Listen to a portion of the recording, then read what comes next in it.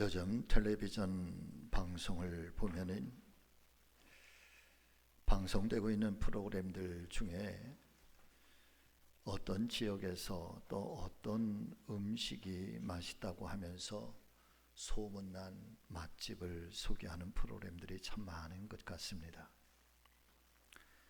그런데 그런 맛집 프로그램을 보면서 한 가지 깨닫게 되는 것은 음식을 잘 만드는 사람들, 또 소위 맛집으로 소문난 식당을 보면 그 음식을 만드는 데 있어서 자기 나름대로의 고유한 비법이나 원칙이 있어서 그 음식에 대한 비법은 절대로 가르쳐주지 않는다는 것입니다. 그리고 아주 고집스럽게 그 원칙과 철칙을 지키고 있는 것을 보게 됩니다.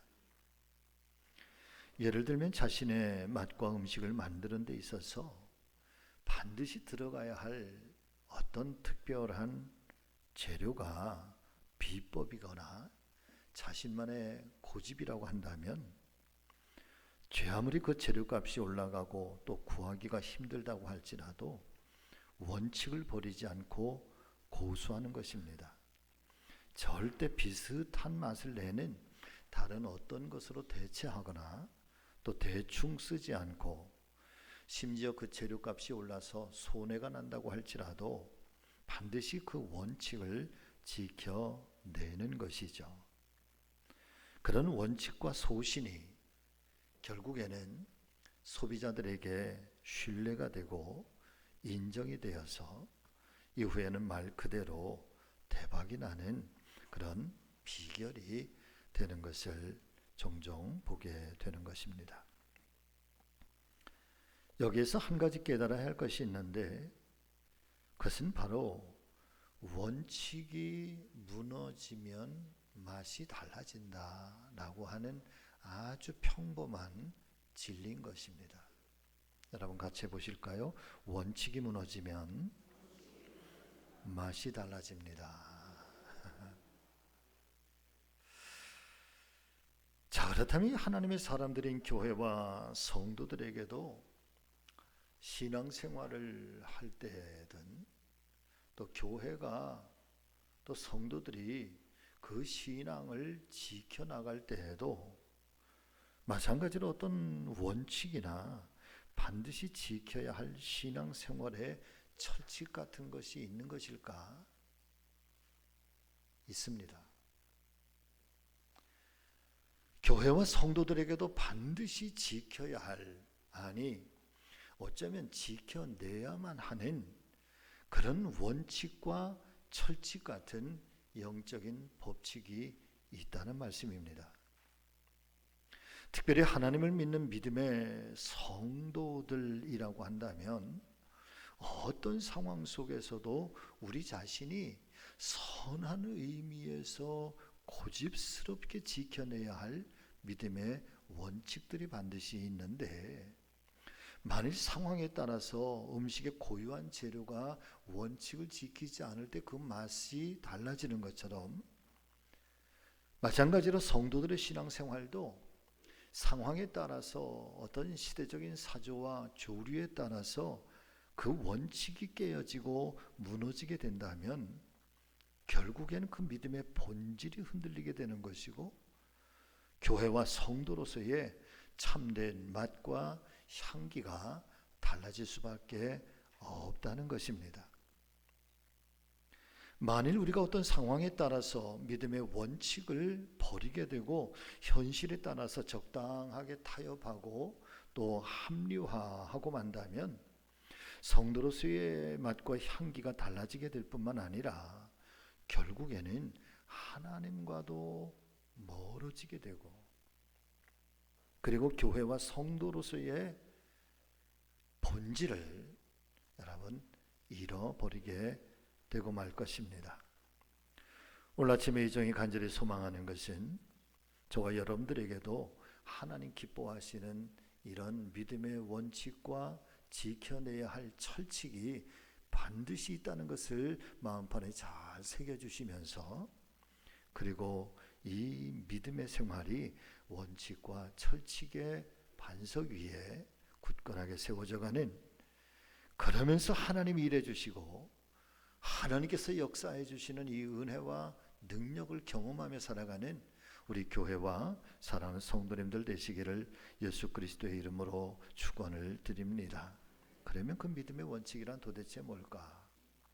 이 하나님의 말씀인 성경은 이런 믿음의 원칙에 대해서 굉장히 다양하게 각 분야에서 말씀을 하시고 있지만은, 오늘은 가장 첫 번째와 두 번째 되는 말씀을 통해서 함께 은혜를 나누려고 합니다.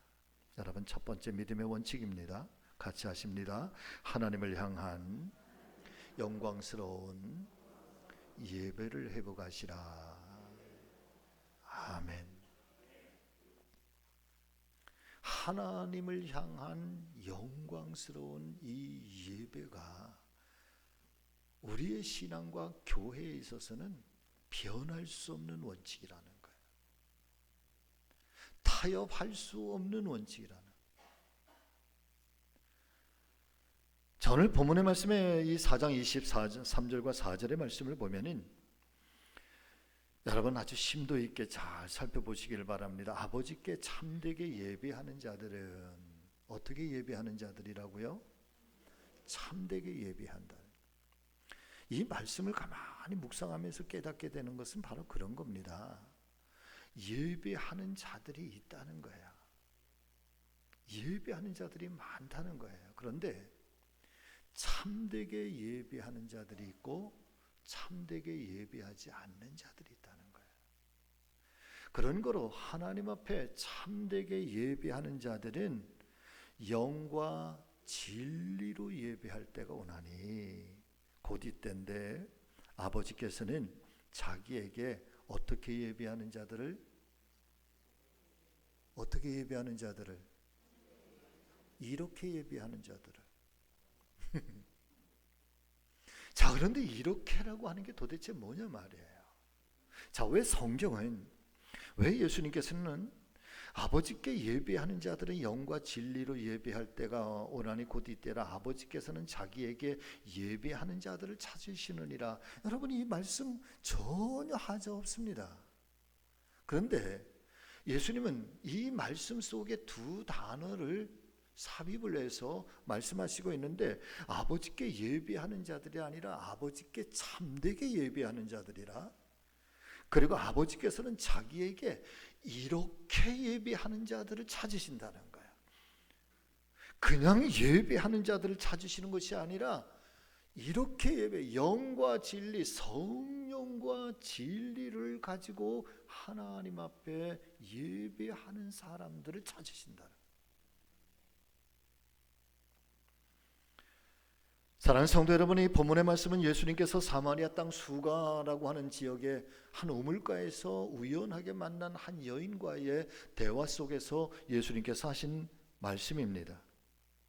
주님께서는 이 여인과의 대화 속에서 대단히 중요한 말씀을 선포해 주시고 있는데, 여러분, 그것은 바로 영과 성령과 진리로 예배하는 자들, 곧 이렇게 예배하는 자들을 하나님이 찾으신다라고 들려주시고 있는 말씀의 한 대목인 것이죠. 그렇습니다. 사랑하는 성도 여러분, 우리가 올 한 해의 이 회복과 도약, 특별히 회복이라고 하는 말씀을 가지고 지금 이 한 달을 시작하고 있는데, 우리가 어떻게 하면 잃어버린 하나님의 영광을 정말 온전하게 회복할 수 있는 것일까? 저는 간절히 바라는 것은 무엇보다도 우리 성지교회와 성도님들이 다시금 성령으로 충만하고, 다 같이 아멘.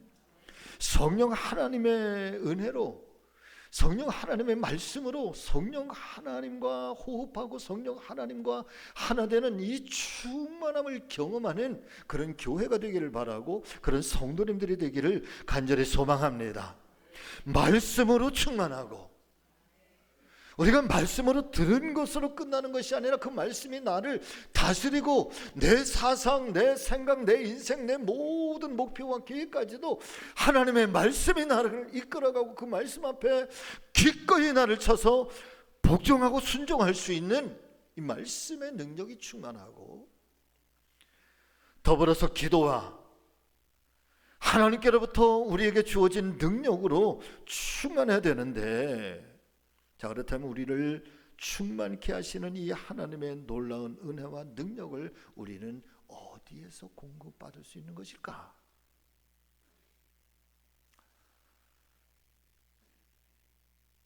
여러분, 어떤 회식 장소에서 성령 충만함을 우리는 공급받을 수 있는 것일까요?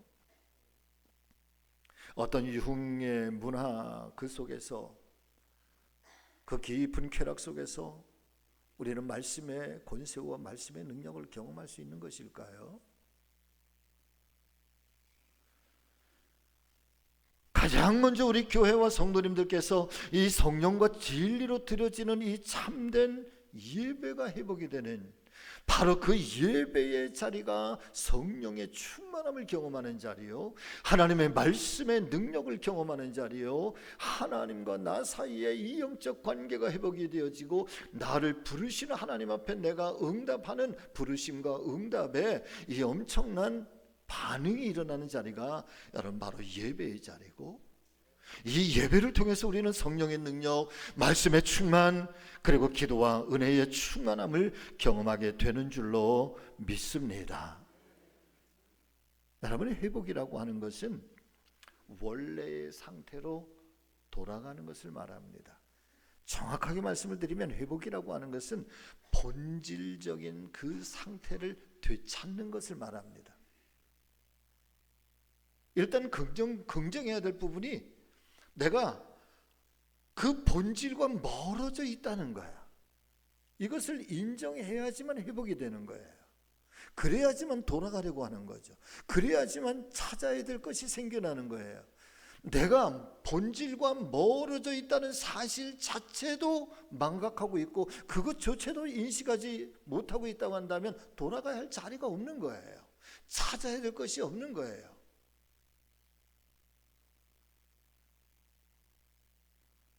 어린 시절에 가끔 노란 기저귀 끈을, 그 고무줄을 가지고 장난을 많이 쳤었어요. 그걸 가지고 가만히 지나가다가 여학생들의 지나가면 등짝에다가 찰싹 하면은 그게 얼마나 그렇게 재미있는지 말이에요. 마치 그런 거예요. 고무줄이 늘어났다가 힘껏 잡아 놓는 순간에 빛의 속도로 제자리로 돌아가려고 하는 것처럼, 회복이라고 하는 것은 여러분 원래의 자리로, 본질의 자리로 돌아가고 본질의 자리를 되찾아가는 것이 바로 회복인 거예요. 바꿔서 말씀을 드리면 우리가 회복해야 할 진정한 의미에서의 회복이라고 하는 것은 단순히 우리가 세상적인 생활이 회복이 되고 그리고 물질과 환경만 회복되는 것을 말씀드리는 것이 아니라 어떤 의미에서는 보다 더 본질적으로 신앙적인 회복이요, 영적인 회복이고 하나님과의 이 영적 관계에서의 하나님께로 돌아가려고 하는, 하나님 본질을 되찾으려고 하는 교회다움과 성도다움의 본질을 되찾아서 그 자리로 돌아가려고 하는 몸부림이라고 하는 것이, 여러분 그것이 회복인 거예요.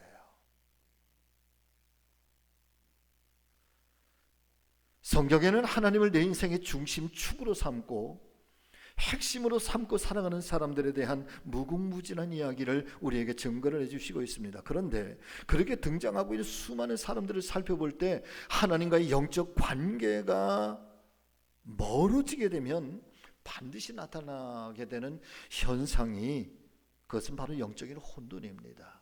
영적인 혼돈이라고 하는 것은 그 인생의 방황을 말해요.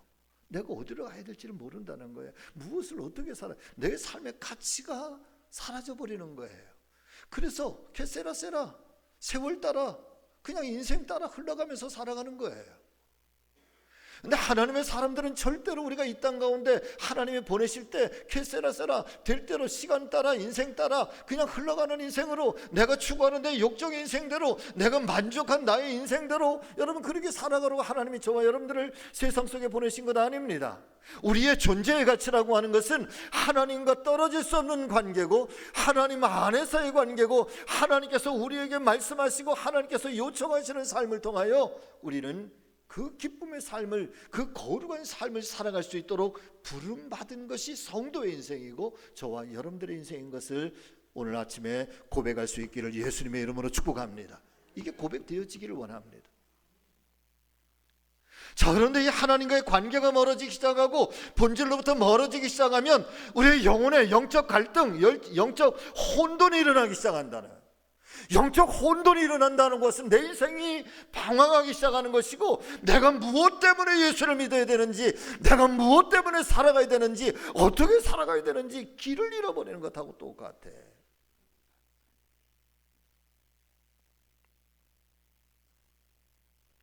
그러면서 나타나는 현상, 인생의 방황을 넘어 때로는 인생의 파멸까지 이르게 되는 경우를 성경은 적나라하게 우리에게 이야기를 한다는 거죠. 말씀하고 있다는 거예요. 그런 현상들이 반복하기 시작할 때 하나님께서는 때로 말씀을 통하여, 때로는 예언자들을 통하여, 선지자들을 통해서 끊임없이 그리고 반복해서 강렬하게 외치고 있는 말씀이 무엇이었습니까? 그것은 원점에 되시는 하나님께로 돌아가라는 거예요. 거기에서 다시 시작해야 된다는 거예요. 이게 회복이잖아요.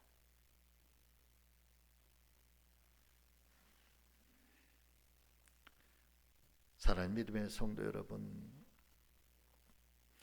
우리가 회복을 이야기하고 도약을 이야기하면서 추구하면서 지금 내 신앙의 원점의 자리가 어디에서 지금 서 있는가, 나의 출발선이 어디에 있는가라고 하는 것을 깊이 상고하시기를 주의 이름으로 축복합니다. 깊이 묵상해야 돼요.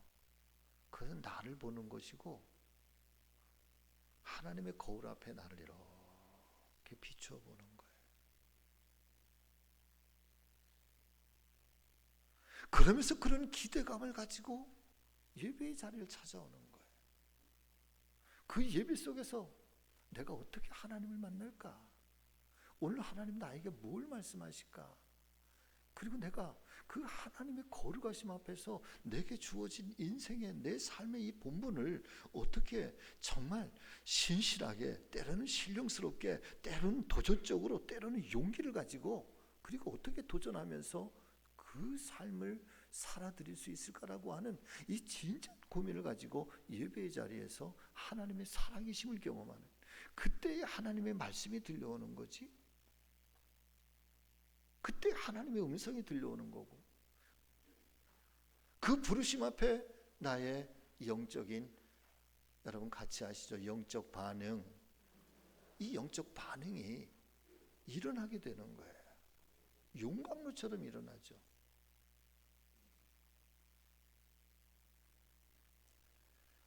자, 그렇다면 이 신령한 영적 예배의 회복이 어떻게 시작이 되는 걸까? 로마서 12장 1절의 말씀에 의하면 같이 읽습니다. 그러므로 형제들아, 내가 하나님의 모든 자비하심으로 너희를 권하노니 너희 몸을 하나님 기뻐하시는 거룩한 산제물로 드리라. 이는 너희가 드릴 영적 예배니라. 아멘. 할렐루야. 예전에 강문호 목사님 부흥회 때에 저번에 오셔서는 그런 얘기를 안 하셨는데 예전에 그런 말씀을 하셨던 적이 있었어요. 어떤 남자가 정말 자신의 마음에 쏙 드는 그런 여인을 만나서 정말 결혼하고 싶어서 사랑을 고백합니다. 이 여인이 그 남자에 대해서는 정확하게 잘 모르니까, 그러면 나에게 100일 동안만 당신이 정말 나를 사랑하고 있다고 하는 그 마음을 100일 동안 나에게 좀 보여주세요. 그래서 이 남자분이 매일 편지를 써요. 당신은 나의 태양이요, 당신이 없는 세상은 한코 없는 찐빵입니다. 뭐 그러면서 가장 온갖 사랑의 고백과 정말 정성된 마음을 매일 써, 매일. 매일 편지를 써. 그리고 매일 편지를 보냈어요. 100일이 지났는데 드디어 이 여인이 결혼을 합니다. 누구하고 결혼을 했는가 하면 우체부하고 결혼을 해요. 그 남자가 아니라.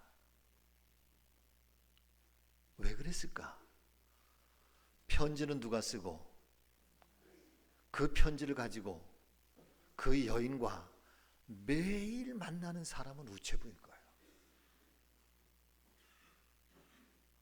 마음은 여기 있고 몸이 가까우니까. 그래서 여러분, 몸이 멀어지면 뭐도 멀어진다고요? 마음도 멀어. 자, 오늘 이 로마서의 이 사도 바울은 참 말씀을 보면 참 오묘하잖아요, 여러분. 자, 보세요.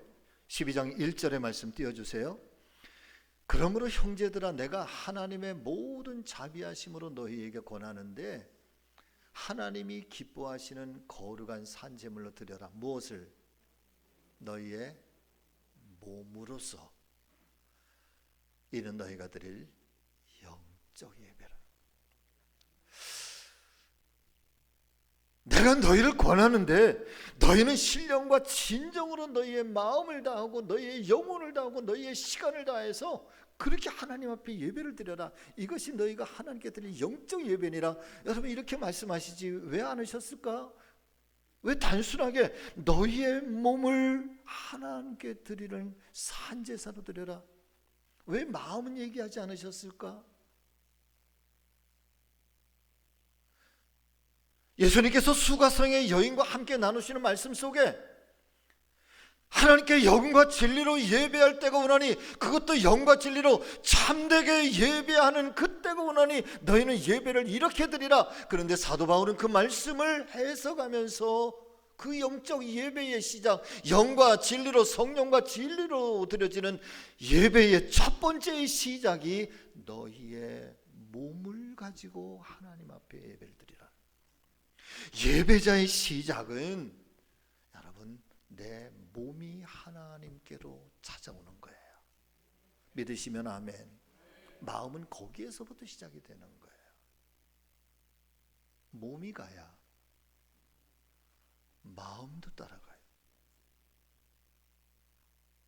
저는 예전에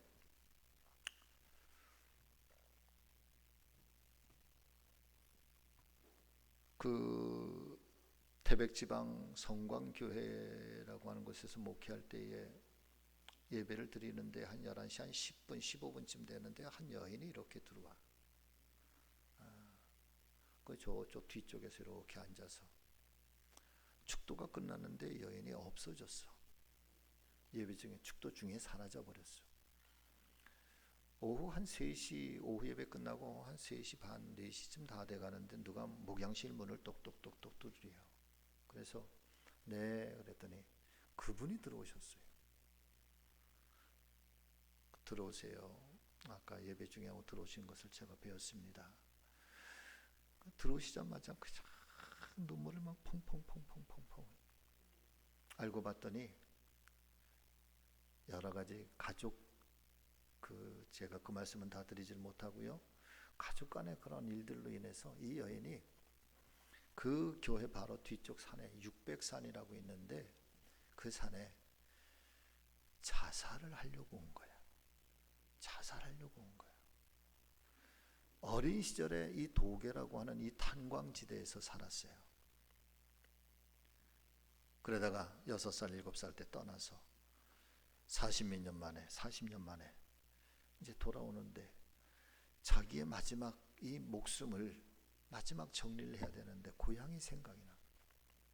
그래 돌아와서 그 600산에서 자기 인생을 마치겠다고 생각을 하고, 그런데 거기를 터벅터벅 올라가는 중에 보니까 교회가 있는 거예요. 어린 시절에 이 성광교회를 나왔던 거예요. 어린 그때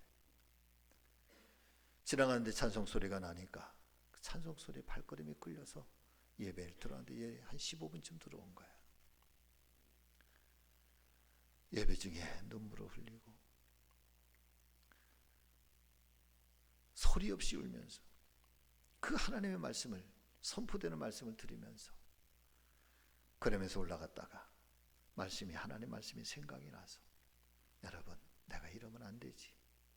그러면서 돌아와서 그 사연을 다 저에게 얘기를 하고 맨 마지막 목사님 제가 다시 한번 살고 싶어요. 기도해 주세요. 할렐루야.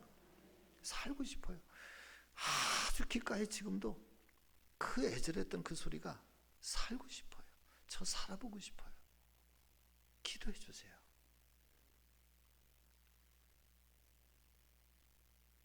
올 때는 마음은 저 600산에서 내 인생을 끝내겠다고 왔어.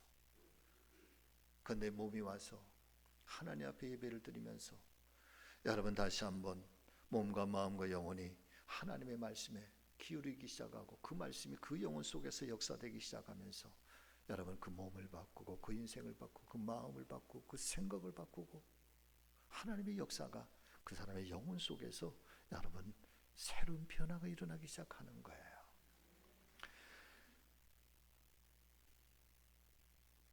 간절히 바라며 소망하는 것은 저와 여러분들이 이 예배자의 이 자리를 회복하면서 하나님과의 만남을 열망하시는 저와 여러분들이 되시기를 예수님의 이름으로 축복합니다.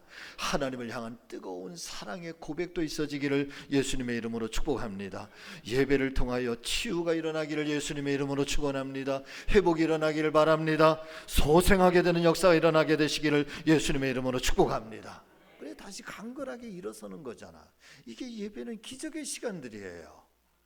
할렐루야. 예배는 기적의 시간이에요. 청교도 신학자인 리차드 십스라고 하는 사람이 굉장히 역설적으로 이런 이야기를 합니다. 성도가 넘어질수록, 그것도 자주 넘어질수록 타락한 죄의 본성은 점점 더 힘을 잃게 됩니다. 왜냐하면 성도들은 넘어질 때마다 성령 하나님께서 회개하게 하고 또 거룩하게 하는 힘을 성령 하나님 경험하게 한다. 자, 이 리차드 십스의 이야기가 얼마나 공감이 되는지 몰라. 여러분, 우리가 완벽한 인생을 살아가게 될 때, 부족함이 없는 것을 살아가게 될 때, 사실은 그런 순간에 우리 안에 죄의 힘은 훨씬 더 강성하게 되는 것을 믿으시기를 바랍니다. 그래서 어떻게 해서든지 그런 속에서 자꾸만 우리가 죄의 길로, 좀 더 타락의 길로, 그렇게 육신의 욕망의 길로 자꾸만 완벽한 인생, 부족함이 없을 때, 그런데 깨어지고 넘어지고 힘겹고 고통스러운 순간순간에는 반대로 성령께서 우리 안에서 역사하셔서 우리의 연약함이 그 하나님을 의지하게 하고 그 깨어짐이 하나님 앞에 내 자신의 부끄러움을 발견하게 되면서 여러분 우리를 점점 더 거룩하게 만든다는 거예요. 그러면서 우리가 넘어질 때, 깨어질 때, 무너질 때 오히려 죄의 본성, 이 죄의 힘을 점점 잃어간대요. 예배 속에서 경험하게 되는 하나님의 거룩하신 임재 앞에 우리의 존재가 부끄러움을 느끼게 될 때, 그러면서 우리는 오히려 더욱더 영육 간의 강건해짐을 경험하게 되는 거죠. 아브라함 카이퍼라고 하는 사람, 유대인 학자는 하나님의 그늘 아래 살면서 하나님을 의뢰하지 않는 것은 하나님을 욕되게 하는 것이라, 여러분 그러면서 하나님의 사랑의 그늘 아래 거하며 살아가야 할 것을 말씀해 주시고 있습니다.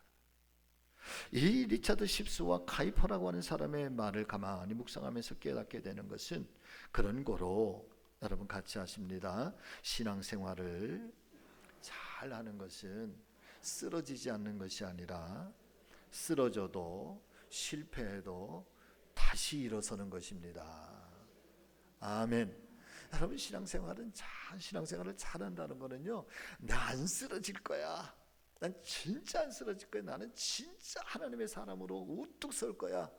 여러분 그것도 중요하지만 그것보다 더 잘하는 거는 쓰러졌지만 무너졌지만 다시 일어설 거야 라고 하는 게 신앙생활을 훨씬 더 잘하는 거예요. 안 쓰러질 수가 있나요?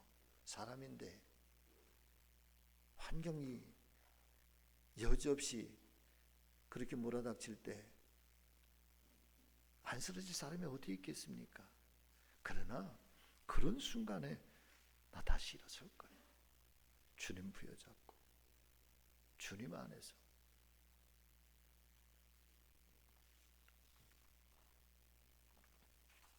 두 번째는 믿음의 원칙 두 번째, 여러분 같이 하십니다. 교회가 만민이 기도하는 집이 되기를 회복하시라. 아멘. 자, 마가복음 11장 17절 말씀 같이 읽겠습니다. 이에 가르쳐 이르시되 기록된 바 내 집은 만민이 기도하는 집이라 칭함을 받으리라고 하지 아니하였느냐. 너희는 강도의 소굴을 만들었도다 하시매. 여러분, 이 말씀은 예수님께서 공생의 마지막 주간 예루살렘 성전을 방문하시게 되었을 때에 하셨던 그런 말씀입니다. 그런데 한 날, 같은 날 두 가지의 사건 때문에 예수님께서 정말 진노하십니다. 책망하십니다. 더군다나 예루살렘 성전에서 예수님께서 책망하시고 진노하시는 장면은 성경 전체에서도 여러분 볼 수 없을 만큼 어마어마한 진노와 책망을 쏟아내시는데, 그날 무슨 사건이 두 가지가 일어났는가 하면, 첫 번째는 예루살렘 성전에 들어가시기 위해서 이른 아침에 제자들과 함께 베다니 마을을 떠나가시는데 아침에 시장하셨다. 배가 고프셨다. 그런데 멀리 보니까 무화과 나무가 있는데 무화과 나무가 잎이 얼마나 무성한지, 그래서 먹을 것을 얻을까 하여 무화과 나무에 가까이 갔더니 그런데 무화과 나무에 열매가 하나도 없었어요. 잎만 무성한 무화과 나무를 보면서 예수님이 그 무화과 나무를 향해서 이렇게 말씀하십니다. 이제 이후로 너에게서 다시는 사람이 열매를 얻지 못하리라. 그리고 예루살렘 성전에 갔다가 돌아오실 때 저녁 때 보니까 아침에 말씀하셨던 예수님의 말씀이 무화과 나무에게 고스란히 이루어졌는데 무화과 나무가 뿌리까지 말라서 죽어버렸다고 그랬어. 베드로가 그것을 보고 깜짝 놀라서 무화과 나무가 죽었나이다. 두 번째 예수님의 책망은 그날 예루살렘 성전에 들어갔더니 그 예루살렘 성전에 온갖 장사하는 사람들 짐승들로 가득해요. 그 예수님이 채찍을 만들어서 사정없이 내리치면서 발칵 뒤집으면서 사람들을 내쫓고 그 짐승과 장사하는 모든 것들을 다 엎어버리십니다. 이것을 가리켜 성경은 성전 정화 사건이라고 이름을 붙였어요. 자, 사랑하는 성도 여러분, 같은 날 일어난 이 두 가지 사건에서의 차이점이 도대체 무엇일까요? 첫 번째, 무화과 나무를 책망하시는 장면에서는 같이 하십니다. 있어야 할 것이 없었기 때문에. 두 번째, 성전에서의 채찍을 들고 책망하시고 진노하시는 모습 속에서는 같이 하십니다. 있어야 할 것은 없고 없어야 할 것이 있었기 때문에. 굳이 표현을 드리면 그런 거예요. 무화과 나무에게서는 있어야 할 열매가 없어서 진노하시고, 예루살렘 성전에서는 있어야 될 하나님의 영광과 하나님의 거룩한 이름은 사라져버리고 성전에 없어야 될 사람의 장사, 사람의 재물, 사람의 욕심, 사람의 욕망, 탐심, 이런 것들이 가득히 있으니까 예수님이 있어야 될 것들은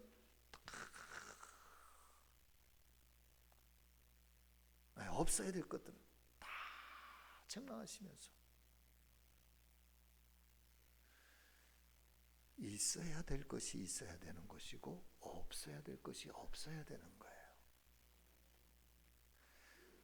저와 여러분들에게도 여러분 마찬가지인 줄로 믿습니다. 첫 번째, 저와 여러분들에게도 입만 무성한 무화과 나무 같은 신앙생활이 아니기를 축복합니다. 열매가 있어야 된다는 얘기예요.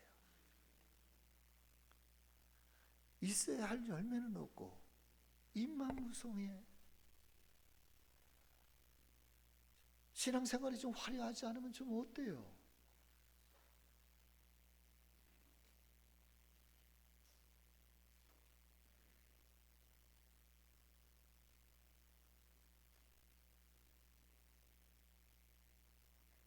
순박했으면 좋겠어. 신앙이 단순 명료했으면 좋겠어요. 예수 한 분으로 만족합니다. 말할 수도 없이 하면서 왜 예수 한 분만으로 만족하지 못하는 것, 뭐가 더 필요합니까?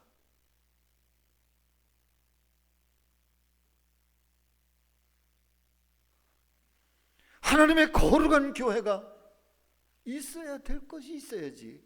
있어야 될 하나님의 영광은 없고 하나님의 거룩하신 이름은 없고 하나님을 찬양하는 그 기쁨과 감격은 없고, 왜 없어도 되는 것들이 이 성전 안에 가득 채워져 있는 거냐 말이죠. 우리 교회 말고 한국 교회가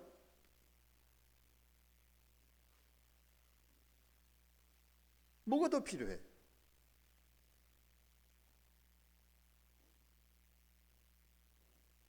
하나님의 거룩한 교회가, 오늘 예수님 분명하게 말씀하시는 것, 내 집이 어떤 집이냐? 만민이 기도하는 집이기를, 그렇게 되기를 원하시는 것이 예수님이고 성전은 그래야 된다는 거 아닙니까? 그런데 너희는 있어야 될 것은 없고 강도의 소굴로 만들어버렸지 않느냐? 주님이 그걸 다 정화하시잖아요.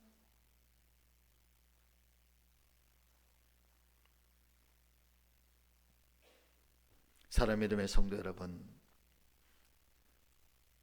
우리 교회를 기도하는 집으로 만들어 주시기를 주의 이름으로 축복합니다.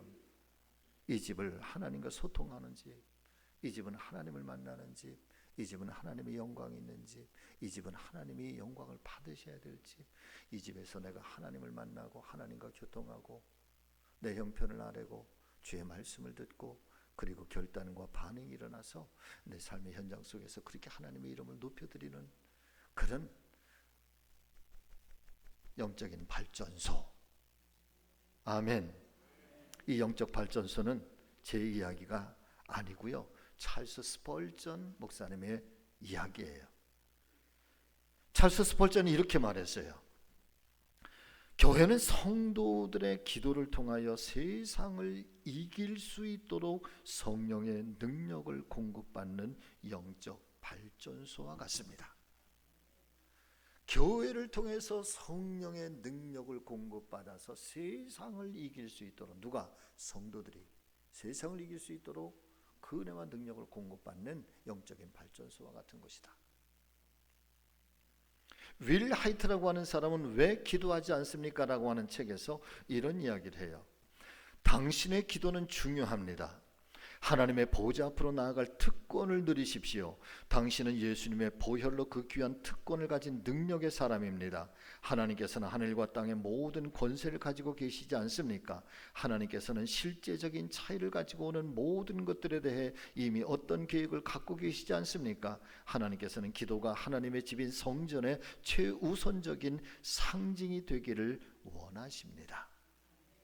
자, 이 이야기 속에, 이 윌 하이트의 이야기 속에 이런 이야기가 굉장히 마음에 닿아요. 하나님께서는 실제적인 차이를 가지고 오는 모든 것들에 대해 이미 어떤 계획을 갖고 계시지 않습니까? 이 이야기는 뭔가 하면, 우리가 하나님 앞에 하나님께서 역사해 주시기를 소망하면서 어떤 기도의 제목을 가지고 와요. 이게 차이야. 내가 단순히 내가 가지고 있는 소원이 아니라 이 소원을 가지고 누구에게로 가지고 온다? 하나님께로 가지고 오는 이 기도에 대해서 차이라는 이게 어떤 차이점을 가지고 하나님 앞에 가지고 오는 그 차이점에 대해서 우리가 기도하려고 주님 앞에 가지고 나오는 이 기도의 제목에 대해서 하나님께서는 우리가 기도하기 이전에 이미 그 기도의 차이점을 가지고 하나님 앞에 찾아 나오는 순간 하나님께서는 이미 우리를 향하신 어떤 계획을 이미 가지고 계시지 않습니까? 하나님 가지고 계신다는 거야. 기도하기 전부터.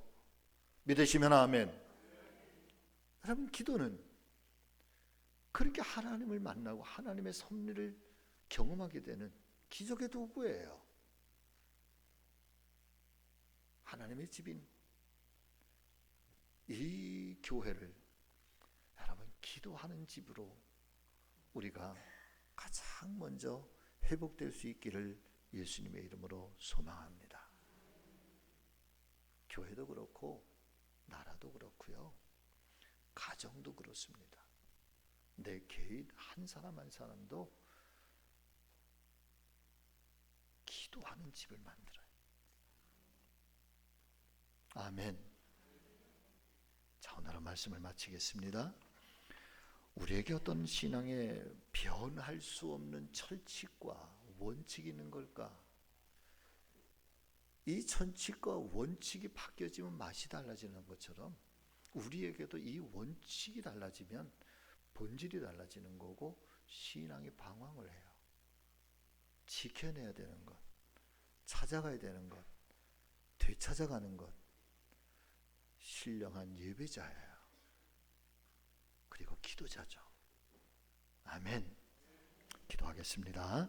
살아계신 하나님, 이렇게 예배하는 자, 간절히 바라고 원하는 것은 우리 성지교회가 이렇게 참되게 예배하는 교회가 되게 하여 주시옵고, 우리 사랑하는 성도님들이 이 집을 기도하는 집으로 회복하고 이곳에서 하나님을 만나고 이곳에서 하나님과 교제하고 교통하는 그런 큰 은혜의 자리가 될 수 있도록 이 회복의 은혜가 우리 가운데 일어나게 하여 주시옵소서. 여기에서 살아계신 하나님, 하나님의 음성을 듣게 하시고 그 하나님의 음성 앞에 내가 깨어지고 내가 거듭나고 내가 새로워지고 내가 그 부르심 앞에 반응하여 또 세상을 향해서 담대하게 파송받아 떠나갈 수 있는 영적 발전소처럼 우리 교회가 성령 충만한 교회 되게 하여 주시옵소서. 예수님의 이름으로 기도하옵나이다.